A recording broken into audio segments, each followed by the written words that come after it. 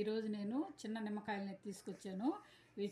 వీటితో జ్యూస్ ఏ విధంగా చేయాలో, నేను స్టోర్ ఏ విధంగా చేసుకోవాలి ఈ జ్యూస్ని చూపిస్తాను.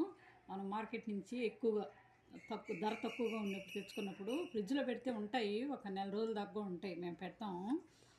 కానీ ఇప్పుడు ఏంటంటే వీటిని జ్యూస్ లాగా చేసుకొని ఒక కంటైనర్ డబ్బాలా కానీ గాజు సీసాలా కానీ పెట్టుకుంటే ఒక 5 నెలల దాకా ఉంటాయి.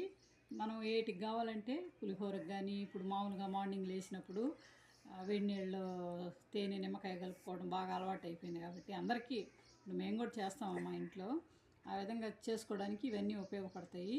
వీటిని ఏ విధంగా మనం స్టోర్ చేసుకోవాలనేది మీకు చూపిస్తాను నేను. మన నిమ్మకాయలని అయితే ఈ విధంగా శుభ్రంగా 2 ముక్కలుగా కట్ చేసుకున్నాను. వీటిని జ్యూస్ ఈ విధంగా మనం మామూలుగా పిండుకొని వడగట్టుకోవాలన్నమాట.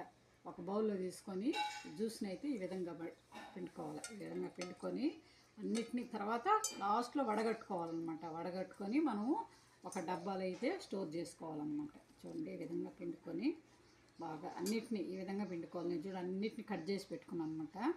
వీటిల్లో పిండుకున్న తర్వాత దాన్ని స్టోర్ చేసుకోవాలి వడగట్టుకొని. అప్పుడు మనం డబ్బాలో భద్రంగా 5-6 నెలల వరకు కొంచెం ఉప్పు, గల్లుప్పు, పసుపు వేసి పెట్టుకుంటే ఒక 5 నెలల వరకు పెట్టుకోవచ్చు, అంతే, ఎక్కువ పెట్టుకోకూడదు. చూడండి, మన నిమ్మకాయ రసాన్ని అయితే ఈ విధంగా అన్ని పిండాను నేను. చూడండి, ఇంకా 4 దెబ్బలు 10 దెబ్బలు ఉన్నాయి. వీటన్నిటిని ఈ విధంగా చక్కగా పిండుకోవాలన్నమాట. అన్నిటిని పిండాను. చూడండి ఏ విధంగా పిండుకున్నాను. వీటన్నిటిని చక్కగా పిండుకున్న తర్వాత వడగట్టుకోవాలన్నమాట. నీట్గా ఒక కంటైనర్లో ఒక గాజు సీసాలా కానీ డబ్బాలా కానీ పెట్టుకుంటే ఉప్పేసి బాగా ఒక 5 నెలల వరకు వాడుకోవచ్చు. ఇది మామూలుగా మనం వీటికి కావాలంటే అది పులిహోర అయితే పులిహోర, నిమ్మకాయ నీళ్ళు తాగాలన్నప్పుడు.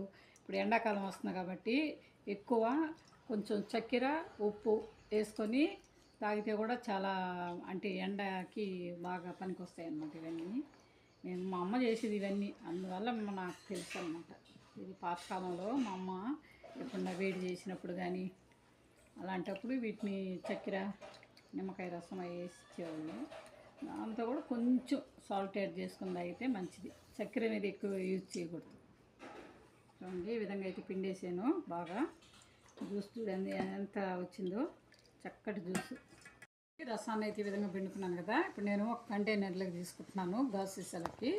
ఇదిగో ఈ విధంగా వడగట్టుకొని దీన్ని గాజు సీసాలకి ఉంచుకుంటే మనకు 5 నెలల వరకు ఉంటుంది బాగా. చూడండి, మనము తయారు చేసినటువంటి పిండుకున్నటువంటి రసాన్ని అయితే మొత్తంగా దీన్ని ఈ విధంగా చూడండి గాజు సీసాలకు పెట్టాను. చూడండి, ఈ విధంగా మొత్తం వడగట్టుకున్నాను అనమాట. వీటినైతే చూడు గింజలు ఏ విధంగా వచ్చాయో, బాగా పిప్పి అంతా బయటకు వచ్చేసింది. జ్యూస్ మాత్రము చూడండి చక్కగా ఉంది. చూస్తుంటేనే నిమ్మకాయ రసాన్ని అయితే పిండుకున్నాం కదా చిన్న నిమ్మకాయలతో. దీంట్లోకి మనము 1 టేబుల్ స్పూన్ ఉప్పు అయితే యాడ్ చేస్తున్నాను. మనం ఉప్పు యాడ్ చేసుకున్నందువల్ల నిలవ అనేది ఉంటుంది అనమాట, పాడవకుండా. ఫ్రిడ్జ్లో పెట్టుకుంటే ఒక 5 నెలలు ఉంటుంది అనమాట. మనకి ఎప్పుడు కావాలంటే అప్పుడు పులిహోర కానీ ఏ ఐటెం కావాలన్నా కానీ మనం చేసుకొని తినచ్చు అనమాట. కాబట్టి నేను ఇది సాల్ట్ అయితే యాడ్ చేస్తున్నాను. చూడండి, ఈ విధంగా జ్యూస్ అయితే ఎంత బాగుందో చిక్కగా.